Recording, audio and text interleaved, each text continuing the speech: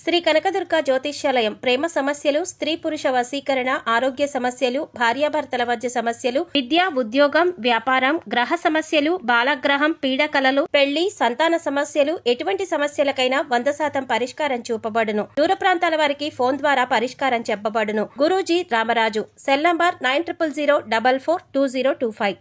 ఓం శ్రీమాత్రే నమః. ఛానల్లోకి స్వాగతం అండి. ఈ రోజు వీడియోలో మనం డబ్బులు ఖర్చు కాకుండా నరదృష్టి, నరఘోష పూర్తిగా తొలగించుకోవడానికి, అలాగే అధికంగా డబ్బును సంపాదించుకోవడానికి, ఆర్థిక సమస్యలు తొలగించుకోవడానికి అమావాస్య రోజున మకర రాశి వారు ఎటువంటి చిన్న చిన్న పరిహారాలు చేసుకోవాలి అనే అంశం గురించి వివరంగా తెలుసుకుందాం.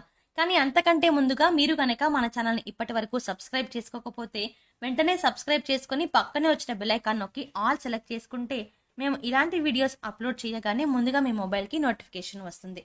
ఇక వివరాల్లోకి వెళ్ళిపోతే, హిందువులు సాధారణంగా అమావాస్యను అశుభమని భావిస్తారు. అలాగే ఈ అమావాస్య రోజున ఏ పని తలపెట్టినా ఆ పనులు పూర్తి కావు అంటారు. కానీ జ్యోతిష శాస్త్రం ప్రకారం ఈ రోజు కొన్ని పనులకు అనుకూలమైనదని పండితులు చెప్తున్నారు. పూర్వీకుల ఆత్మశాంతి కోసం అమావాస్య రోజున తర్పణాలు వదులుతారు. ఇలాంటి పవిత్రమైన కర్మలు చేయడం వల్ల మీ పూర్వీకుల ఆశీస్సులు మీపై ఎల్లప్పుడూ ఉంటాయని, కుటుంబం ఎల్లప్పుడూ క్షేమంగా ఉంటుందని విశ్వసిస్తారు. అంతేకాకుండా పుణ్య ఫలితం లభిస్తుందని పండితులు చెప్తున్నారు. ముందుగా అమావాస్య రోజున ఎటువంటి చిన్న పరిహారాలు చేసుకోవడం వల్ల పితృదేవతల ఆశీస్సులతో నరదృష్టి, నరఘోష తొలగిపోతాయి తెలుసుకుందాం. ముఖ్యంగా దృష్టి దోషాలు ఉన్నట్లయితే కనుక మనం చేసే ప్రతి పనిలో ఆటంకాలు కలగడం, ఇంట్లో ఒకరి తర్వాత ఒకరికి అనారోగ్య సమస్యలు తరచుగా వస్తూ ఉండడం, ఆర్థిక సమస్యలు, శుభకార్యాలు ముడిపడకపోవడం ఇలాంటివి చూస్తూ ఉంటాం. ఎప్పుడైతే మనకి దృష్టి దోషాలు తొలగిపోతాయో, అంటే నెగిటివ్ ఎనర్జీ ఎప్పుడైతే మన నుంచి పూర్తిగా బయటకు వెళ్ళిపోతుందో అప్పటి నుంచి మనలో ఒక సకారాత్మక శక్తి ప్రవేశిస్తుంది. దీని ద్వారా మీరు చేసే ప్రతి పనిలో కూడా విజయం పొందుతారు. పురాణాల ప్రకారం వైశాఖ అమావాస్య రోజున విష్ణువుని పూజించే సాంప్రదాయం కూడా మనకి కనబడుతుంది. ఈ రోజు శ్రీహరిని ఆరాధించడం వల్ల మోక్షం కలిగి నరదృష్టి, నరఘోష పూర్తిగా తొలగిపోతుంది.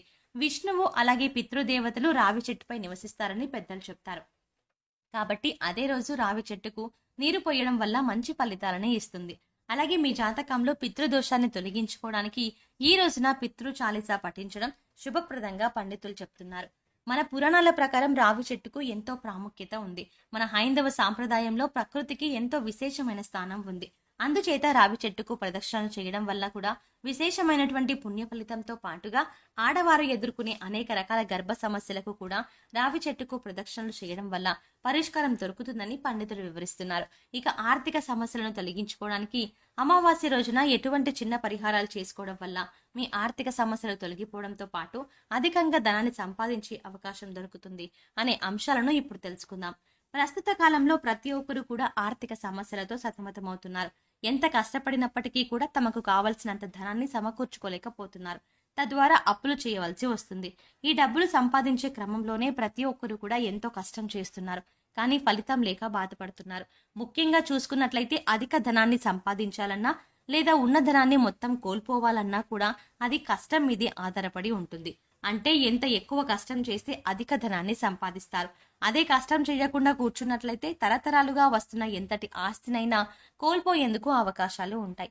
అయితే కొంతమంది ఎంత కష్టపడినప్పటికీ కూడా వారి జీవితంలో ఎదుగుదల అనేది కనిపించదు. ఇటువంటి పరిస్థితులు వారి పూర్వజన్మ కర్మ ఫలితం మీద ఆధారపడి ఉంటాయి. అయితే ఎంత కష్టపడినప్పటికీ కూడా మనిషికి కొద్దిగా అదృష్టం కూడా తోడవ్వాలి. అప్పుడే ఫలితాన్ని మీరు పొందగలుగుతారు. అలాంటప్పుడు దురదృష్టాన్ని అదృష్టంగా మార్చగలిగే చిన్న చిన్న పరిహారాలు చేసుకుంటే ఆ దైవానుగ్రహం తోడై మీకు ఫలితాలు అనుకూలంగా వచ్చే అవకాశాలు ఉన్నాయి. అయితే ఈ పరిహారాలు ఖర్చు లేదు కదా అని తేలిగ్గా తీసేయడానికి లేదు. ఖచ్చితంగా మనస్ఫూర్తిగా భక్తి శ్రద్ధలతో నమ్మి విశ్వాసంతో చేసినట్లయితే ఖచ్చితంగా మీకు ఆర్థిక సమస్యలు తొలగిపోతాయి. ఈ ప్రత్యేకమైన పరిహారాన్ని అమావాస్య రోజున పాటించడం వల్ల విశేషమైన పుణ్య ఫలితం లభిస్తుందని పండితులు చెప్తున్నారు. ఈ ప్రత్యేకమైనటువంటి దీపాన్ని వెలిగించడం వల్ల ఆర్థిక సమస్యలు తొలగిపోవడమే కాకుండా ఆకస్మిక ధనప్రాప్తి కలుగుతుంది. అలాగే ధనవంతులయ్యే అవకాశాలు ఏర్పడతాయి. ముందుగా కూష్మాండ దీపాన్ని వెలిగించాలి. కూష్మాండము అంటే గుమ్మడికాయ.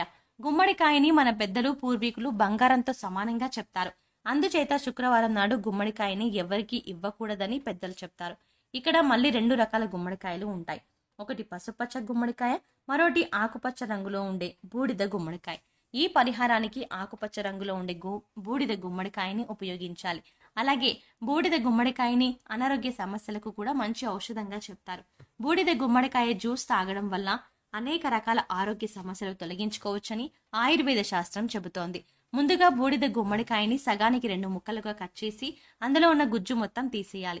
ఇప్పుడు ఆ గుమ్మడికాయ ముక్కలు రెండింటికి కూడా లోపల పైన అంచులకి పసుపు రాయాలి. పసుపు అనేది చాలా శుభ సూచకం, మంగళప్రదం. అంతేకాదు లక్ష్మీదేవికి ఎంతో ప్రీతి పాత్రం. అందుచేత ఆ 2 గుమ్మడికాయల ముక్కలని కూడా పసుపు పూసి కుంకుమతో చక్కగా బొట్లు పెట్టి అలంకరించాలి. ఇప్పుడు 2 విస్తరాకులు తీసుకుని ఆ రెండింటిలో కూడా దొడ్డు ఉప్పు, కొన్ని ప్రాంతాలలో దీని రాళ్ల ఉప్పు అని, గుల్ల ఉప్పు అని కూడా పిలుస్తారు. ఈ ఉప్పుని 2 విస్తరాకుల్లో పోసి అందులో ఈ 2 గుమ్మడికాయ ముక్కలను పెట్టాలి. ఇప్పుడు ఆ గుమ్మడికాయ ముక్కల్లో రెండింటిలో కూడా నువ్వుల నూనె పోసి అఖండ వత్తులు వేసి దీపం వెలిగించాలి. అఖండ వత్తులు స్వయంగా తయారు చేసుకోవచ్చు, లేదంటే పూజా సామాగ్రి అమ్మే షాప్లో మీకు దొరుకుతుంది. ఈ పరిహారం పూజా మందిరం దగ్గరే చెయ్యాలి. ఈ పరిహారాన్ని అమావాస్య రోజు కానీ, బహుళ అష్టమి రోజు కానీ, అంటే అమావాస్య వచ్చే 7 రోజుల ముందు లేదా పౌర్ణమి తర్వాత వచ్చే 8వ రోజు కానీ సాయంకాల సమయంలో ఈ దీపారాధన చేయాలి. అయితే ఈ రోజుల్లోనే ఎందుకు ఈ విశేషంగా పరిహారాన్ని చేయాలి అని చూసుకున్నట్లయితే బహుళ అష్టమిని కాలభైరవాష్టమి అని కూడా అంటారు. ఈ రోజున ఇంట్లోనే పూజా మందిరంలో శివుడి ఫోటో ముందు ఈ దీపారాధన చేయొచ్చు. ఈ దీపారాధన చేసిన తర్వాత పొట్టు తీయని మినుములతో 11 లేదా 21, 54 లేదా 108 వడలు చేసి శివుడికి మాలగా చేసి అలంకరించండి. తద్వారా మీరు ప్రసాదంగా తీసుకోండి. ఒకవేళ ఈ దీపారాధన మీరు గుడిలో చేస్తే ఈ మాలను గుడిలో ఇచ్చి నివేదన చేసిన తర్వాత మీరు ప్రసాదంగా తినాలి. గుడిలో దీపారాధన చేసిన వారు శివుడికి అష్టోత్తర పూజ చేయించుకోండి. అమావాస్య రోజున ఈ చిన్న పరిహారం చేయడం వల్ల సకల ఐశ్వర్య ప్రాప్తి కలుగుతుంది, సకల దుఃఖ నివారణ జరుగుతుంది. ఎప్పటి నుంచో తీరని కోరికలు ఉన్నట్లయితే అవి ఖచ్చితంగా తీరతాయి. అలాగే ఆర్థికంగా అభివృద్ధి చెందడంతో పాటు ఆకస్మిక ధన ప్రాప్తి కూడా కలిగే అవకాశాలు ఏర్పడతాయి. కాలభైరవుడికి ఎంతో ఇష్టమైనటువంటి ఈ కూష్మాండ దీపం పెట్టడం వల్ల కాలం మీకు అనుకూలంగా ఉంటుంది. ఈ పరిహారాన్ని అమావాస్య రోజు మొదలు పెడితే 11 అమావాస్యలు, అలాగే బహుళ అష్టమి రోజున మొదలు పెడితే 11 బహుళ అష్టములు ఈ దీపారాధన చేయాలి. ఇలా చేయడం వల్ల ఖచ్చితంగా మీకు కాలభైరవుడి అనుగ్రహంతో విశేషమైన పుణ్య ఫలితం లభించడంతో పాటుగా ఆర్థికంగా అభివృద్ధి చెందుతారు. మనస్ఫూర్తిగా నమ్మి భక్తి శ్రద్ధలతో ఈ పదార్థాలతో కొన్ని ప్రత్యేకమైన సమయాల్లో విధి విధానాలు పాటిస్తూ ఈ చిన్న పరిహారాలు చేసుకోవడం వల్ల విశేషమైన దైవానుగ్రహం మీకు లభిస్తుంది. కొన్ని ప్రత్యేకమైన సమయాల్లో మీరు ఉపయోగించే పదార్థాలకు శక్తి వస్తుంది. ఇక ఆ పదార్థాలను ఉపయోగించి పరిహారం చేయడం వల్ల మీ కోరిక భగవంతునికి తొందరగా చేరుతుంది. తద్వారా మీ కోరిక నెరవేరుతుంది.